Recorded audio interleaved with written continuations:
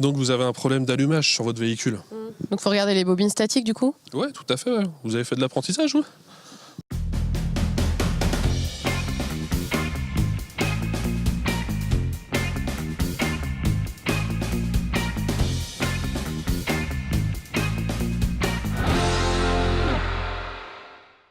Bonjour à tous, soyez les bienvenus dans Sur Place, l'émission qui se déplace au gré de l'actualité. Rappelez-vous, en 1987, à la radio, vous écoutiez Joe le taxi de Vanessa Paradis. Et bien en 1987, le CIFAM de Sainte-Luce-sur-Loire, où nous nous trouvons aujourd'hui, ouvrait ses portes pour la première fois. Et c'est pour ça qu'on est là aujourd'hui, pour parler de cet anniversaire et de cet établissement qui forme des apprentis dans 5 secteurs. On va voir si j'ai bien tout retenu. L'alimentation, la restauration, l'automobile, les métiers d'art et aussi le tertiaire. On va vous montrer comment ça marche, un centre de formation des apprentis.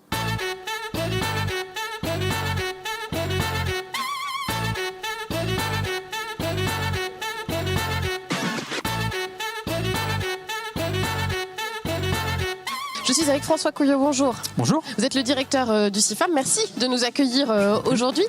Première question évidemment, qu'est-ce que c'est que le CIFAM? Qu'est-ce que ça représente en termes de chiffres, tout simplement? Alors le CIFAM, c'est le CFA de la Chambre de métiers de l'artisanat de Loire-Atlantique. 2 sites de formation pour la Loire-Atlantique, donc ici à Sainte-Luce, et puis une antenne sur Saint-Nazaire. En termes de chiffres, on accueille 2500 apprentis. 2000 pour le site lucéen et puis 500 pour le site nazérien, dans 5 grands domaines d'activité, donc l'automobile, on est en présence dans les ateliers, voilà. Donc un secteur aussi sur l'alimentation, tous les métiers de l'alimentation, les métiers de la restauration également, les métiers d'art, et puis on a des formations post-bac sur le métier du tertiaire. Et alors ça peut être tout type de diplôme? Alors on forme du CAP au bac pro, on a également des titres professionnels et des CQP sur certaines filières. Des certificats de qualification professionnelle. Je vais faire décliner tous les sigles. Pas de souci, ce sont des diplômes de branches professionnelles en fait, donc qui sont portés par les organisations professionnelles. Voilà, donc une organisation importante, on le comprend bien, qui a 30 ans aujourd'hui. Est-ce que l'apprentissage il a évolué en 30 ans? Est-ce qu'il n'est pas le même aujourd'hui en 2017 qu'en 87? Alors oui, forcément il a évolué notamment sur des aspects réglementaires, mais il a aussi évolué par rapport aux technicités, par rapport aux métiers, puisque les métiers en 30 ans ont fortement évolué également.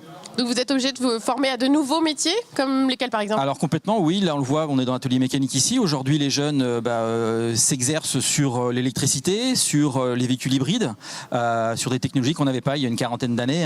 Je compare souvent, je dirais, les moteurs de 30 ans avec les moteurs de 4L où on réglait un carburateur. Aujourd'hui on a des outils informatiques, des manettes de diagnostic, voilà, donc il y a une très forte évolution sur ce secteur d'activité-là. Au-delà de la technique, est-ce qu'il y a aussi une évolution sur la perception de l'apprentissage? On entend souvent que c'est la solution au chômage, à l'emploi. Est-ce qu'il y a aussi un changement de regard? Alors le changement de regard, il met du temps à venir. C'est vrai que là, les médias aujourd'hui, et je dirais la population prend quand même conscience que c'est une voie de réussite, une voie d'excellence.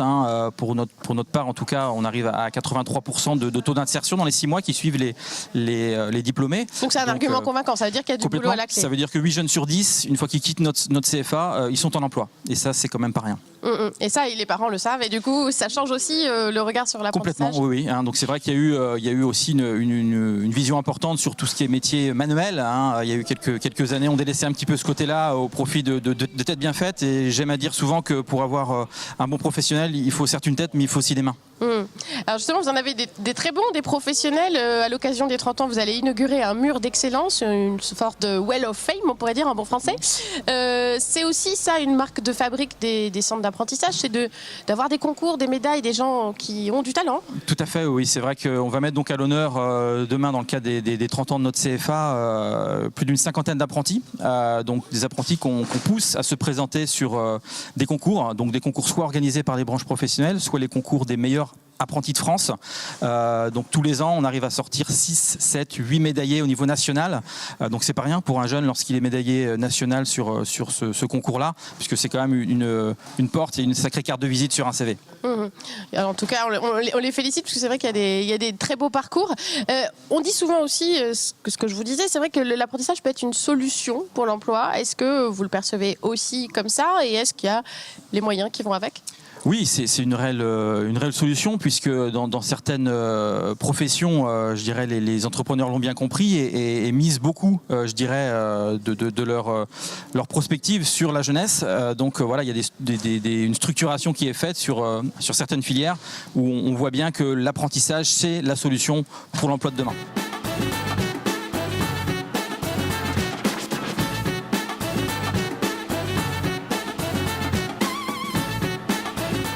Bon, qu'est-ce qu'il y a au menu ce midi au restaurant d'application alors?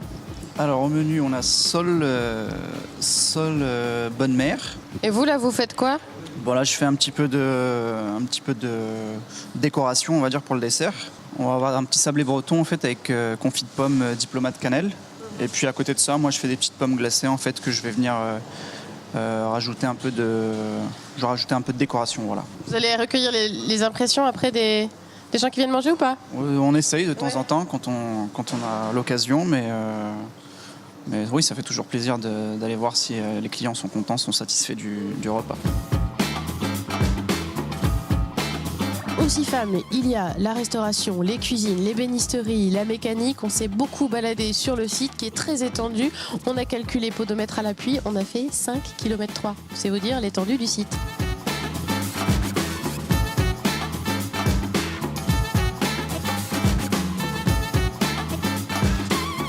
Nous sommes à présent dans le labo de boulangerie et nous sommes avec un boulanger. Ça tombe plutôt bien. Frédéric Grandjean, bonjour. Oui, bonjour Annelise. Vous êtes artisan boulanger, vous, à La Chapelle-sur-Erdre, et vous connaissez très bien l'apprentissage à plus d'un titre. Vous avez été apprenti vous-même ici en 94. Oui. Vous êtes formateur aujourd'hui pour des apprentis. Vous êtes aussi élu à la Chambre des métiers et de l'artisanat. Qu'est-ce que ça représente pour vous, l'apprentissage en fait? L'apprentissage, c'est transmettre un métier, une passion, surtout une passion pour moi. À mes apprentis, aux jeunes. On accueille tous les ans des apprentis qui ont 16 ans. Et c'est leurs petites réflexions anodines qui nous font évoluer notre métier. Je vois le formateur Jean-Luc Porcher, il m'a formé en CAP, en niveau bac aussi. Et puis c'est de transmettre, de défendre l'apprentissage. C'est vrai que moi je suis fils de boulanger, je suis né dedans. Et en prenant du recul, je vois que dans toutes les familles, c'est pas dans leur éducation. Alors c'est d'ouvrir l'apprentissage au plus grand nombre de personnes et puis voilà, et puis transmettre ma passion. Aujourd'hui, vous avez 2 boulangeries à La Chapelle. Il y a 33 salariés et 8 apprentis. D'ailleurs, il y a un de vos apprentis, je crois, qui est là aussi aujourd'hui. C'est quelque chose que vous défendez au quotidien, d'avoir des apprentis, parce que pourtant, ça peut prendre du temps. C'est aussi une contrainte d'avoir ces apprentis chez vous.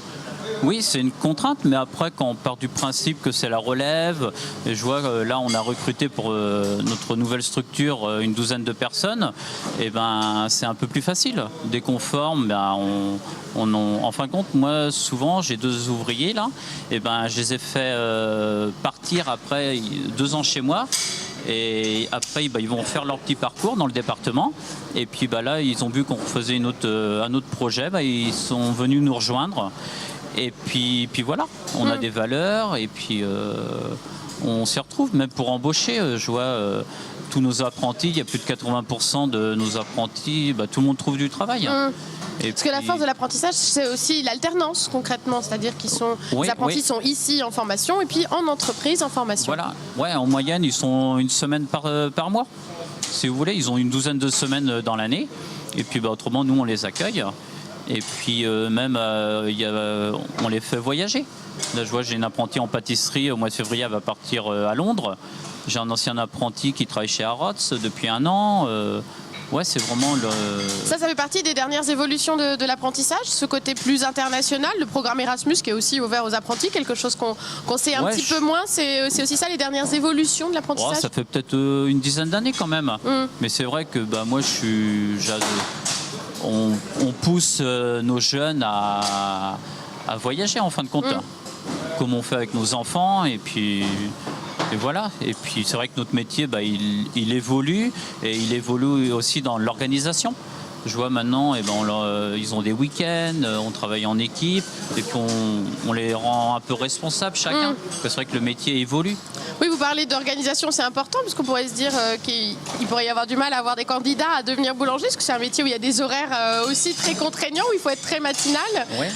Ça évolue. Je vois notre métier de boulangerie, on l'a fait évoluer parce que notre baguette, par exemple de tradition, on ouvre le magasin à 6h30, on en a des baguettes chaudes qui sortent du four et on ferme à 20h, on a du pain cuit toute la journée. Comme ça, on fait des équipes en fin de compte. Et on commence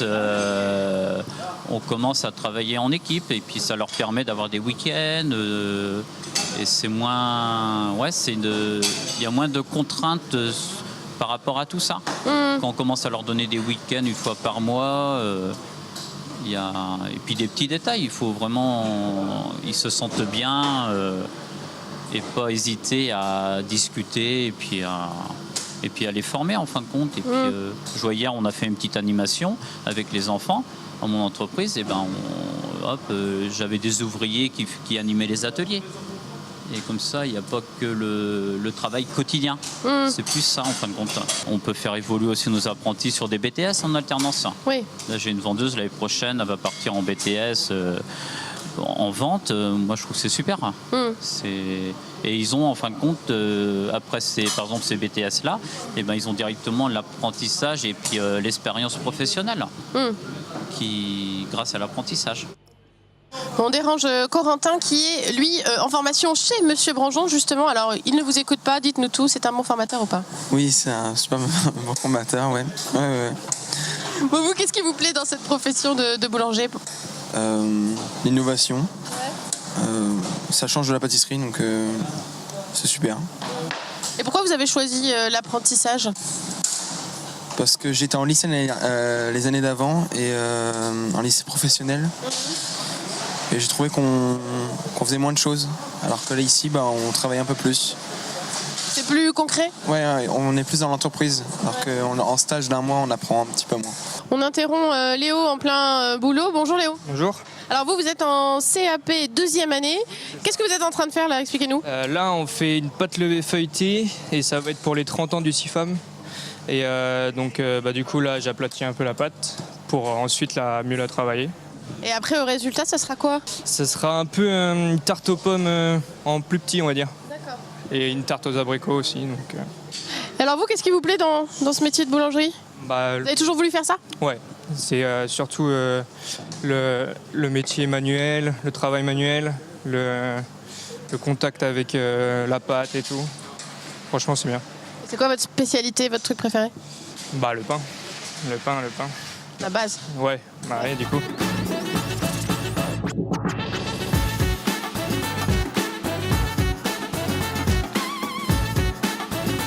C'est la fin de notre émission sur place au CIFAM de Sainte-Luce-sur-Loire. Demain, ce sera la journée officielle des 30 ans avec évidemment ce pupitre qui sera utile puisqu'il y aura des discours et aussi des portes ouvertes pour le grand public. Et le soir, la remise des Oscars.